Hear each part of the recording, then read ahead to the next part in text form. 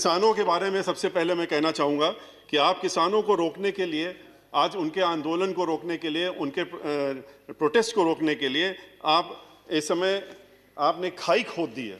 खाई ये उनके लिए नहीं खोद रहे हैं, ये हम कहना चाहेंगे खाई अपने लिए खोद रहे हैं। जवानों को बंदूक लेकर खड़ा कर दिया है, पानी की बौछारें डाल रहे हैं, आंसू गैस के गोले छोड़ रहे हैं, उनका पानी बंद कर दिया, उनका खाना बंद कर दिया, यहाँ तक कि आपने शौचालय भी बंद कर दिए और ये भी नहीं सोचा कि उसमें महिलाएं भी हैं और ये ह्यूमन राइट्स का कितना बड़ा वायलेशन है, इसको आपको देखना चाहिए था। सड़क में कांटे की कील गाड़ दिए।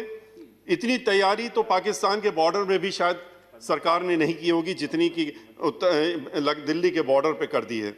जो हमारे अन्नदाता हैं उन्हें आज देश के दुश्मनों का दर्जा दिया जा रहा है।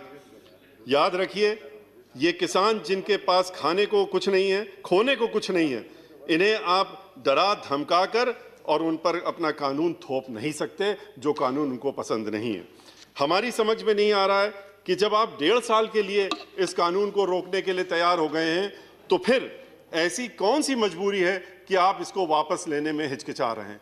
आप 1.5 साल के लिए रोक रहे हैं, आप 3 साल के लिए अनाउंस कर दीजिए कि रोक रहे हैं, तो शायद किसान कहेंगे कि अगले चुनाव के बाद हम देखेंगे कि क्या होने वाला।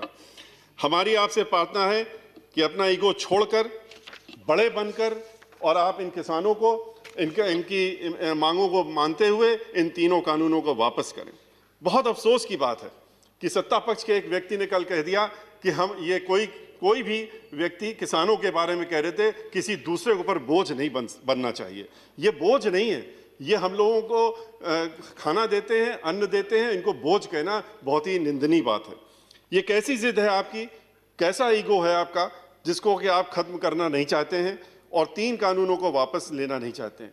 किसान जो हैं वो आप ही के बच्चे हैं, आपकी भाई हैं, बहन हैं, माता हैं, पिता हैं।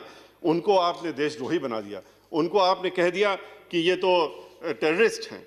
और मीडिया के माध्यम से, मीडिया को इस्तेमाल करके, क्योंकि मीडिया भी 10% को छोड़ दीजिए तो बाकी सब जो है इंडस्ट्रियलिस्ट के हाथ में है और उनको आपने उन 10% के ऊपर भी इतनी दहशत फैला रखी है कि मीडिया को आज आपने एक पिंजड़े में बंद तोते की तरह बना दिया है कि जो उसको पढ़ाया जाएगा, जो रटाया जाएगा, वो मीडिया का व्यक्ति वही बोलता रहेगा दिन भर और आपसे भी चाहेगा कि आप यही बोलिए। फार्म इंश्योरेंस पुलिस फोर्स में इनके ही घर के बच्चे रहते हैं, जिनको आप आज जवानों को आपने खड़ा कर दिया उनके विरोध में कि आप इनके लिए तैयार रहिए, आंसू गैस लेके तैयार रहिए, गोली लेके तैयार रहिए और इनको ज़रूरत पड़े तो गोली चलाइए। तो ये उन्हीं के बच्चे उस फोर्स में भर्ती हो रहे हैं और यही जो बच्चे, इन्हीं के बच्चे देश के बॉर्डर्स में भी हम लोगों की सुरक्षा करने के लिए वहाँ पर तैनात हैं और हमारी आपकी सुरक्षा करते हैं। ये धूप में, बरसात में, कड़कड़ाती ठंड में भी छप्परों में रहकर, खुले आसमान के नीचे बैठकर हमारे लिए अन्न उगाते हैं और जो नुकसान हर वर्ष उसके बाद नुकसान भी होता रहता है उसको सहते रहते हैं और इसीलिए हम शायद इनको अन्नदाता भी कहते हैं। सरकार इन्हें 500 रुपया महीना देकर अपनी पीठ थपथपाती रहती है और कहती है कि हमने इतने 1000 करोड़ रुपए किसानों को दे दिए। 500 रुपया महीना दे करके आप इनको खरीदना चाहते हैं और इनके ऊपर कानून थोपना चाहते हैं। इन 3 कानूनों से किसान को भय लगता है और सही भय लगता है। उनको भय लगता है कि आप इनकी ज़मीनें हमेशा के लिए इनसे छीन लेंगे। आप जिस तरीके से कुछ चुनिंदा इंडस्ट्रियलिस्ट के हाथों में एक एक चीज़ को बेच रहे हैं, चाहे रेल हो, तेल हो, गैस हो, ज़मीन हो, आसमान हो, आपने सब चीज़ें इनको बेचने का काम, अब तो आपने नदी किनारे पोर्ट्स भी बेचने का काम कर दिया, LIC को बेचने का काम कर दिया। LIC जो जहाँ पर कि लोगों की लाइफ इंश्योर्ड रहती है उसको भी आपने बेचने का काम तय कर लिया कि इनके हाथ में बेच देंगे। तो ऐसी स्थिति में आज आप बैंक को भी बेचने की तैयारी में आ गए। आपने कह दिया कि हम प्राइवेट बैंक भी और बेच रहे थे, अब आप सरकारी बैंक बेचने की बात कर रहे हैं। जब आप सरकारी बैंक को बेचना चाहते हैं, जिन बैंकों में इन्हीं इंडस्ट्री से घोटाला करके पैसा लेकर के विदेशों की सैर कर रहे हैं, तो किसान भी डर रहा है कि उनका क्या होगा। उनकी ज़मीन, एक बार ज़मींदारी एबॉलिशन एक्ट जब 1952 में आया था, जुलाई 1952 में आया था, आज से 70 वर्ष पहले, तो ज़मींदारी ख़त्म करके किसानों के हक में पूरे देश में ये कानून लाया गया था और उससे उनको फ़ायदा भी हुआ था। आज आप ठेकेदारी के नाम पे उस ज़मींदारी को वापस लाना चाहते हैं। आज इन किसानों से ज़मीनों की उनकी लेन देन करके, उनके पट्टे करा करके, उनके ठेके में ले करके आप उनको इस ज़मीनों से महरूम करना चाहते हैं। इसीलिए वो परेशान हैं कि इसके बाद इन ज़मीनों का क्या होगा और हमारे साथ क्या होगा। कानून के बारे में आप अच्छी तरह से जानते हैं, जो 3 कानून बनाए गए उसमें एक नहीं अनेकों खामियां हैं। किसानों के हक की कोई चीज़ नहीं है। एसडीएम तय करेगा कि कौन, अगर कोई बात होती है तो एसडीएम तय करे। एसडीएम आपकी सुनेगा, इंडस्ट्रियलिस्ट की सुनेगा कि या एक गरीब किसान की सुनेगा। उसमें अपील और रिवीजन और रिव्यू की पावर है। वो उसमें लिमिटेशन आपने किसान के लिए छोड़ दी 21 दिन, कुछ दिनों की, महीने भर की, और बाकी जो इंडस्ट्रियलिस्ट होगा, जो ठेकेदार होगा, उसके लिए आपने कोई रिव्यू की लिमिटेशन नहीं रखी। इस तरह का कानून आप लेकर के आए। एमएसपी के लिए किसान लड़ रहा, कह रहा कि आप एमएसपी जोड़ दीजिए। आप एमएसपी कानून में क्यों नहीं डालते हैं? एमएसपी इसलिए नहीं डाल रहे हैं क्योंकि आपकी नीयत साफ नहीं है। अगर नीयत साफ होती तो एमएसपी डालने का कानून में क्या परेशानी है? आप बार बार बाहर कह रहे हैं, हर जगह कह रहे हैं कि हम तो एमएसपी देंगे, आप क्यों परेशान हो रहे हैं? तो एमएसपी अगर आप देना चाहते हैं तो आप इस कानून में एमएसपी की बात क्यों नहीं रखते हैं? ये तो एक ऐसी ही जिद हुई कि हम जो चीज़ नहीं, आप ये कहते हैं कानून हमारा, इसलिए हम इसको लेके आ रहे हैं क्योंकि किसानों का भला हो जाएगा, किसानों का उद्धार हो जाएगा। जिसके आप उद्धार की बात कर रहे हैं, जिसके भले के लिए कह रहे हैं, वो स्वयं कह रहा है कि हमें ये पसंद नहीं है, हमारे हक में नहीं है, इसको आप हमारे ऊपर लागू मत करिए, इसको हमें मत थोपिए। तो आप कहते हैं नहीं, इसको तो हम आपको थोपेंगे। ये तो वैसी ही जिद हो गई कि एक स्टूडेंट कहता है कि हम तो इकोनॉमिक्स पढ़ेंगे, हम पॉलिटिकल साइंस पढ़ेंगे, हम इंग्लिश लिटरेचर में आगे पढ़ेंगे। आप कहेंगे नहीं नहीं, आपको तो मेडिकल में ही जाना पड़ेगा, इस देश के सारे लड़कों को मेडिकल पढ़ना पड़ेगा क्योंकि यही देश के हित में है और यही सारे बच्चों के हित में है।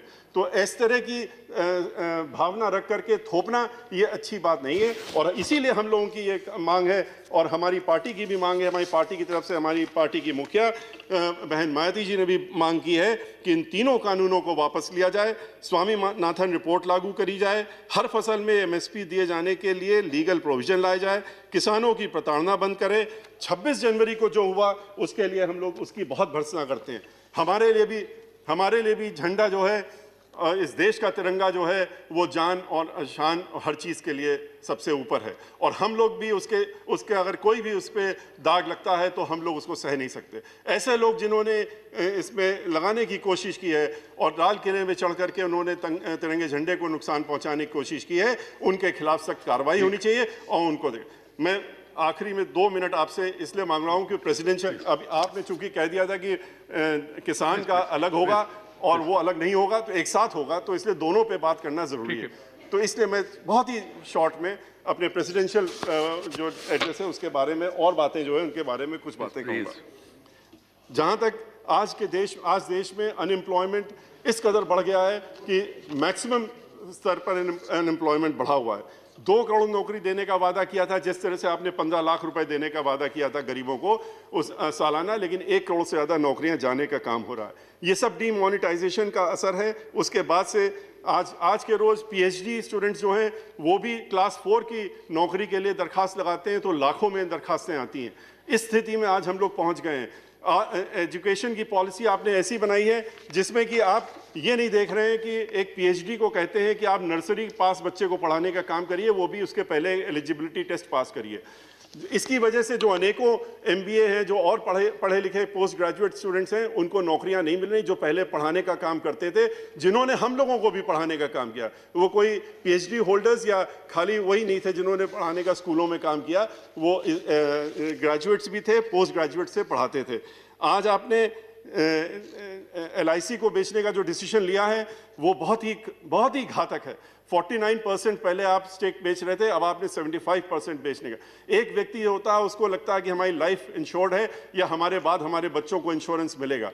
आज आप उसको भी प्राइवेट हाथों में बेच रहे हैं। जिस तरह से आप हर चीज को बेचने का काम कर रहे हैं ये उचित नहीं है। Thank you Satish ji. Sir, I will take, you have taken already 9 minutes please. Sir 10 minute की हमने छूट मांगी थी, 10 मिनट की छूट मांगी थी।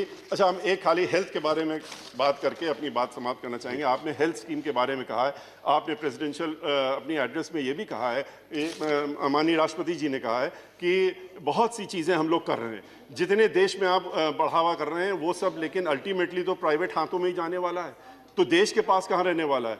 2-3 प्राइवेट जो लोग हैं उन्हीं के हाथ में इसको भी बेच देंगे आप। हेल्थ स्कीम में आपने कहा है कि आपने बहुत किया, बहुत अच्छा किया, लेकिन आप ये भी तो देखिए कि इसमें और भी आगे बढ़ने की जरूरत है। हमने पिछली बार भी माननीय सभापति जी के सामने भी हमने ये बात कही थी कि कैंसर के पेशेंट्स पूरे देश में रोज हर महीने लाखों की संख्या में बढ़ रहे हैं।